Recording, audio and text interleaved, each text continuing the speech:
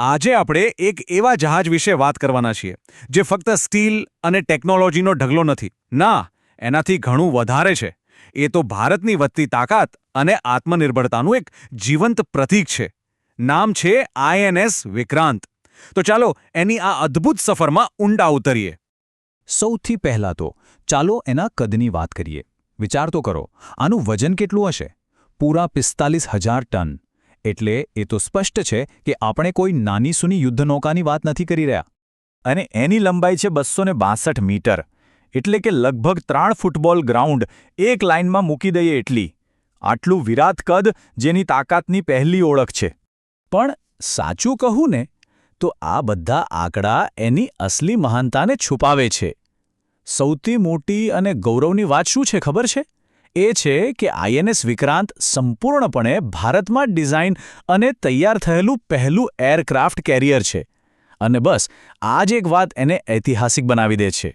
અને એટલે જ આઈએનએસ વિક્રાંતને એક સાચા અર્થમાં ભારતીય ફ્લેગશિપ તરીકે ઓળખવામાં આવે છે. દેશ માટે આ એક માઇલસ્ટોન છે.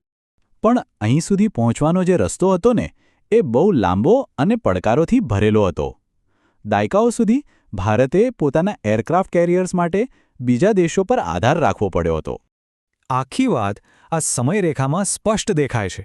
જો 1961માં પહેલું આઈએનએસ વિક્રાંત અને પછી 1987માં આઈએનએસ વિરાટ, આ બંને આપણે બ્રિટન પાસેથી લીધા હતા. અને 2014માં જે આઈએનએસ વિક્રમાદિત્ય આવ્યું, એ પણ મૂળ તો એક સોવિયત જહાજ હતું જે આપણે રશિયા પાસેથી મેળવ્યું. આનો સીધો મતલબ એ હતો કે ભારતની જે દરિયાઈ તાકાત હતી એ જૂના અને બીજા દેશોના બનાવેલા જહાજો પર ટકેલી હતી. એટલે એક મોટા પરિવર્તનની, આત્મનિર્ભરતા તરફ એક મોટા પગલાંની સખત જરૂર હતી. અને બસ એ જ જરૂરિયાતમાંથી જન્મ થયો નવા આઈએનએસ વિક્રાંતનો. એની ડિઝાઇન જ એવી રીતે કરવામાં આવી કે ભૂતકાળની બધી મર્યાદાઓ દૂર થઈ જાય. જો વિક્રાંત અને એના પહેલાંના વિક્રમાદિત્યની સરખામણી કરીએ ને તો મોટો તફાવત દેખાય. વિક્રમાદિત્ય તો એક જૂના સોવિયત ક્રુઝરને બદલીને બનાવેલું હતું, જ્યારે વિક્રાંતને શરૂઆતથી જ એકદમ આધુનિક એરક્રાફ્ટ કેરિયર તરીકે બનાવવામાં આવ્યું છે.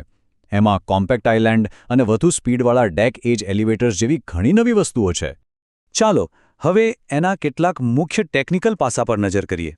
એમાં 4 પાવરફુલ ગેસ ટર્બાઇન છે, જે એને 30 નોટ્સ એટલે કે લગભગ કલાકના 56 કિલોમીટરની સ્પીડ આપે છે. અને એકવાર નીકળે તો લગભગ 15,000 કિલોમીટર સુધી જઈ શકે છે. વિમાન ઉડાવવા માટે એ સ્ટોબાર સિસ્ટમ વાપરે છે, એટલે કે વિમાનને ટેક ઓફ માટે આગળના ભાગમાં આવેલા ઊંચાણવાળા સ્કી જમ્પનો ઉપયોગ કરવો પડે છે. હવે એક મજાની વાત, ભલે આ જહાજ ભારતમાં બન્યું હોય, પણ એના શસ્ત્રો અને વિમાનો આખી દુનિયામાંથી આવ્યા છે. જેમ કે ઇટાલીની બંદૂકો, રશિયાની ક્લોઝ-ઇન વેપન સિસ્ટમ્સ, ઇઝરાયેલની મિસાઇલ્સ, અને તેના પરથી રશિયન મિગ, ફ્રેન્ચ રાફેલ કે પછી અમેરિકન FA-18 જેવા ફાઇટર જેટ્સ ઉડી શકે છે. વિક્રાંતને બનાવવું એ કોઈ નાનું કામ ન હતું. આ એક મેગા પ્રોજેક્ટ હતો, જેને પૂરો થતાં લગભગ 20 વર્ષ લાગી ગયા. અને સાચું કહું તો આ માત્ર એક જહાજ બનાવવાની વાત નથી, એનાથી ઘણું વધારે હતું. આ આખા પ્રોજેક્ટ પાછળ લગભગ $2.9 અબજ ખર્ચ થયો. હવે આ રકમ બહુ મોટી લાગે, પણ જો દુનિયાના બીજા દેશોના આવા પ્રોજેક્ટ સાથે સરખાવીએ ને તો આ ખર્ચ પ્રમાણમાં ઓછો ગણાય. અહીંયા સૌથી અગત્યની વાત સમજવા જેવી છે. સૌથી મોટો પડકાર ખાલી જહાજ બનાવવાનો નહોતો. અસલી પડકાર તો એના બનાવવા માટે જરૂરી આખી ઇન્ડસ્ટ્રીયલ ઇકોસિસ્ટમ, એટલે કે સપ્લાય ચેઇન, સ્કિલ્ડ લોકો અને ઇન્ફ્રાસ્ટ્રક્ચર, આ બધું જ શૂન્યમાંથી બનાવવાનું હતું. આને બનાવવાની રીત પણ અનોખી હતી. મોડ્યુલર. આખા જહાજને 874 મોટા મોટા બ્લોક્સમાં વહેંચી દેવાયું હતું. આ બ્લોક્સ દેશના અલગ અલગ ભાગોમાં બન્યા અને પછી બધાને કોચીન શિપયાર્ડમાં લાવીને એક પઝલની જેમ જોડવામાં આવ્યા. અને સૌથી અઘરું કામ તો એ પછી શરૂ થયું, અંદરની બધી કોમ્પ્લેક્સ સિસ્ટમ્સ ફિટ કરવાનું. આ એક વાક્ય આખા પ્રોજેક્ટનો પડકાર બતાવી દે છે. એરક્રાફ્ટ કેરિયર માટેના ઘણા જટિલ ભાગો અને સિસ્ટમ્સ ભારતમાં પહેલી વાર બની રહ્યા હતા. અને એટલે જ આ પ્રોજેક્ટમાં આટલો બધો સમય લાગ્યો. તો હવે આઈએનએસ વિક્રાંત સેવામાં જ છે. અને એ ભારતીય નૌકાદળની આવનારા સમયની જે રણનીતિ છે એના કેન્દ્રમાં છે. ભારતીય નૌકાદળની એક બહુ જ મહત્વાકાંક્ષી યોજના છે, જેને 3 કેરિયર ડોક્ટ્રિન કહે છે. આનો મતલબ શું? સિમ્પલ છે. 2 કેરિયર હંમેશા એક્શન માટે તૈયાર. એક પૂર્વ કાંઠે બંગાળની ખાડીમાં અને બીજું પશ્ચિમ કાંઠે અરબી સમુદ્રમાં, જ્યારે ત્રીજું કેરિયર મેન્ટેનન્સ અથવા રિઝર્વમાં રહે. આનો ફાયદો એ કે હિન્દ મહાસાગર અને એના મહત્વના વ્યાપારી માર્ગો પર ભારતનું વર્ચસ્વ જળવાઈ રહેશે. પણ વાત અહીં જ પૂરી નથી થતી. વિક્રાંતને બનાવતી વખતે જે અનુભવ મળ્યો, જે જ્ઞાન મળ્યું, એ હવે ભારતના આવનારા એરક્રાફ્ટ કેરિયર આઈએનએસ વિશાલ માટેનો પાયો બની રહ્યો છે. અને ભવિષ્ય તો આનાથી પણ વધુ શક્તિશાળી દેખાય છે.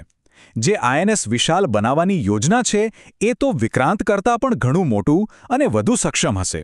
એનું વજન 65,000 ટનથી પણ વધારે હશે. એમાં અત્યાધુનિક ઇલેક્ટ્રોમેગ્નેટિક કેટેપલ્ટ જેવી ટેકનોલોજી હશે અને એ લગભગ બમણા વિમાનો લઈ જઈ શકશે. તો આઈએનએસ વિક્રાંત એ માત્ર એક જહાજ નથી. એ તો હિન્દ મહાસાગરમાં ભારતના વધતા દબદબાનો એક મોટો સંકેત છે. પણ આ ક્ષેત્રમાં બીજા દેશો પણ પાછળ નથી.